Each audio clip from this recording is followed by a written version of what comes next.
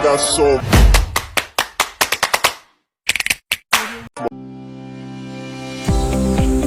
Assalamualaikum warahmatullahi wabarakatuh. Halo teman-teman semua, perkenalkan kami dari mahasiswa Universitas Negeri Makassar dari Fakultas Matematika dan Ilmu Pengetahuan Alam, Prodi Geografi Sains dari kelompok 4. Video ini dibuat untuk memenuhi tugas mata kuliah Kimia Dasar dengan dosen Ibu Nita Makfira Ilyas, SSI, MSI. Sebelum masuk ke pembahasan selanjutnya, saya akan memperkenalkan anggota-anggota dari kelompok 4 terlebih dahulu. Yang pertama, saya sendiri atas nama Nurhaya selaku moderator. Yang kedua ada Makfira Niharjono dan Ella Duyanti sebagai pemateri pertama. Yang ketiga ada Ishak Mahendra dan Muhammad Fadel sebagai pemateri kedua. Kemudian ada Adam Andika Arfan sebagai pemateri ketiga. Selanjutnya ada Citrawati sebagai pemateri keempat. Dan yang terakhir ada Suci Gita Cahyani sebagai pemateri kelima. Baik, kami dari kelompok 4 akan memaparkan materi mengenai unsur golongan 4A.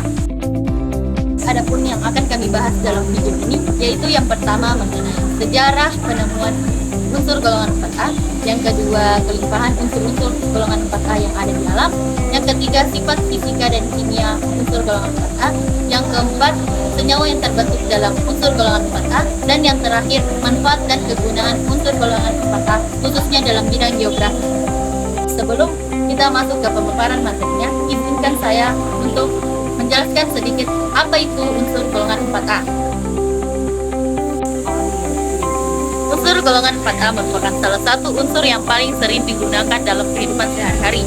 Nah, unsur golongan 4A mempunyai 6 unsur, diantaranya karbon, silikon, germanium, timah, timbal, dan flerovium.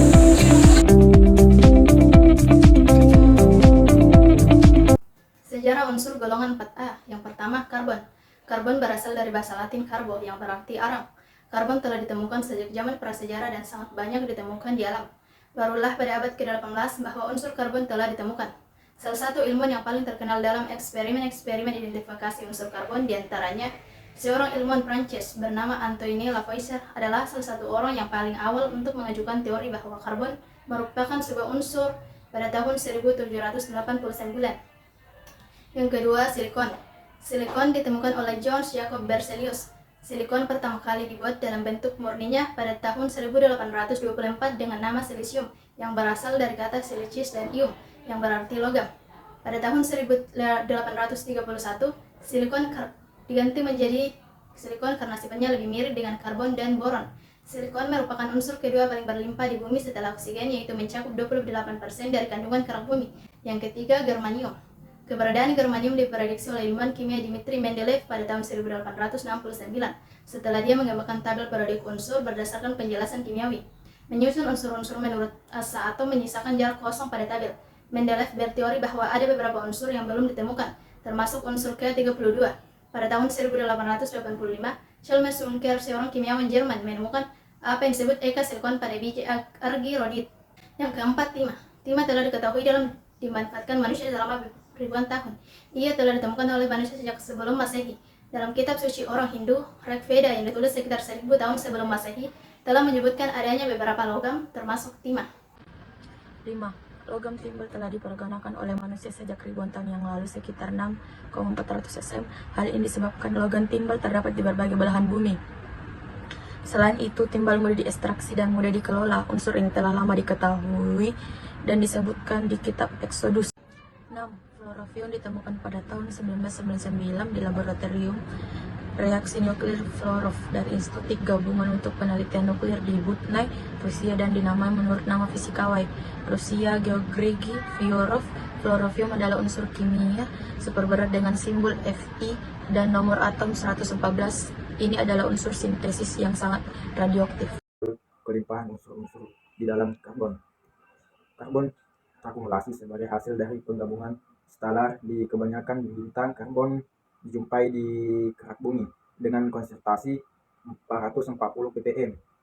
Karbon juga ditemukan di laut dengan konsentrasi 28 ppm. Karbon di atmosfer berbentuk karbon monoksida, karbon dioksida, dan metana. Silikon, Si.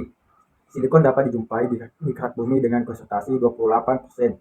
Hal itu membuat silikon menempati peringkat kedua unsur yang paling melimpah di bumi. Konsentrasi silikon pada air laut konsentrasi antara 30 ppb di permukaan air laut hingga 2000 ppb di kedalaman. Debu silikon sering terjadi di atmosfer bumi. Yang ketiga, germanium. Germanium ditemukan di tanah dengan rata-rata konsentrasi 1 ppm di air laut. Germanium ada sekitar 0,5 ppt. Germanium dijumpai di tubuh manusia dengan konsentrasi 72,44 ppb. Timah ada di kerak bumi dengan kelimpahan sekitar 2 ppm. Timah merupakan unsur paling melimpah nomor 49. Rata-rata timah ditemukan dengan konsentrasi 1 ppm. Timah oksida sering dijumpai di tanah dengan konsentrasi 0,1 hingga 300 ppm. Timbal. Keberadaan timbal di bumi adalah sekitar 14 ppm. Timbal merupakan unsur paling melimpah ke-36. Di tanah rata-rata timbal ada di sekitar 23 ppm, tetapi jumlah tersebut dapat meningkat hingga 2000 ppm. Di perkembangan timbal, flerovium hanya terdapat di akselerator partikel. Sebelumnya bernama unuquadium adalah unsur kimia buatan dalam sistem periodik, unsur yang memiliki lambang Fe dan nomor atom 114. Flerovium diduga memiliki sifat-sifat gas mulia ketimbang sifat-sifat logam. Namanya diambil dari Flerov Laboratory of Nuclear Reaction di Dubna, Rusia, tempat di mana unsur ini dibuat. Sifat kimia dari unsur golongan 4A. Yang pertama, karbon.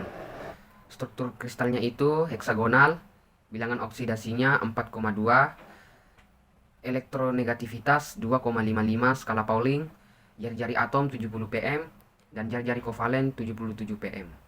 Silikon, struktur kristalnya itu V, elektronegativitasnya 1,9, bilangan oksidasi 4,2, konfigurasi elektron Ne3s2p2, jari-jari kovalen A1,18, jari-jari ion 0,41 Si.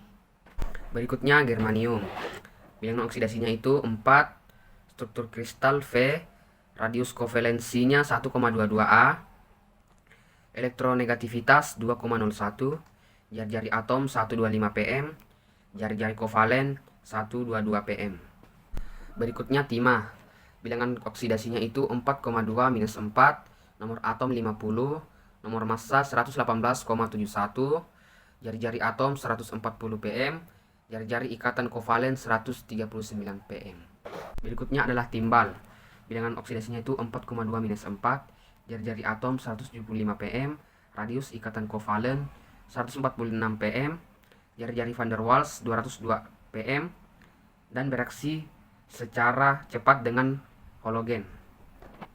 Senyawa yang terbentuk dalam unsur golongan 4A. Yang pertama, karbon. Senyawa yang terbentuk dalam unsur karbon yaitu hidrokarbon, terdiri dari atom karbon dan hidrogen. Contohnya metana, etana, dan propana. Kemudian alkena, terdiri dari ikatan rangkap 2 antara atom karbon. Contohnya etana dan propana. Kemudian alkuna, terdiri dari ikatan rangkap 3 antara atom karbon. Contohnya etuna dan propuna. Kedua yaitu unsur silikon. Senyawa yang terbentuk dalam unsur silikon yaitu silikat, senyawa kompleks yang mengandung unsur silikon dan oksigen, contohnya kuarsa dan feldspar.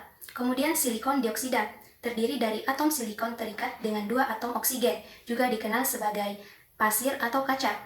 Ketiga, unsur germanium, senyawa yang terbentuk dalam unsur germanium, yaitu germanida, senyawa antara germanium dan hidrogen, contohnya germanida monohidrida dan germanida dihidrida. Kemudian germanida organik, senyawa yang mengandung kandungan germanium dan ikatan organik, misalnya germanida organolithium. Keempat, unsur timah, senyawa yang terbentuk dalam unsur timah yaitu oksida timah, senyawa padat yang digunakan dalam produksi kaca dan keramik. Kemudian klorida timah, senyawa kimia berupa cairan yang digunakan dalam industri kimia dan farmasi. Kemudian timah organik, senyawa yang mengandung ikatan antara atom timah dengan ikatan organik. Kelima, unsur timbal, senyawa yang terbentuk dalam unsur timbal yaitu timbal sulfida, senyawa yang berbentuk padat dan berwarna hitam, digunakan dalam pigmen dan baterai. Kemudian timbal oksida, senyawa yang digunakan dalam produksi kaca, keramik, dan pigmen.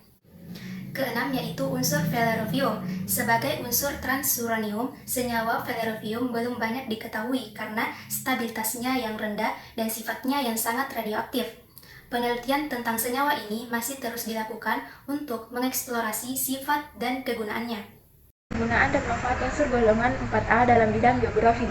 Yang pertama itu karbon, membentuk endapan batu bara yang menjadi sumber energi fosil dan berperan dalam pembentukan lapisan tanah subur. Yang kedua itu silikon, merupakan unsur-unsur dalam mineral kuarsa yang ditemukan dalam tanah, batuan, dan pasir, dan memberikan kekuatan fisik pada bahan geologi.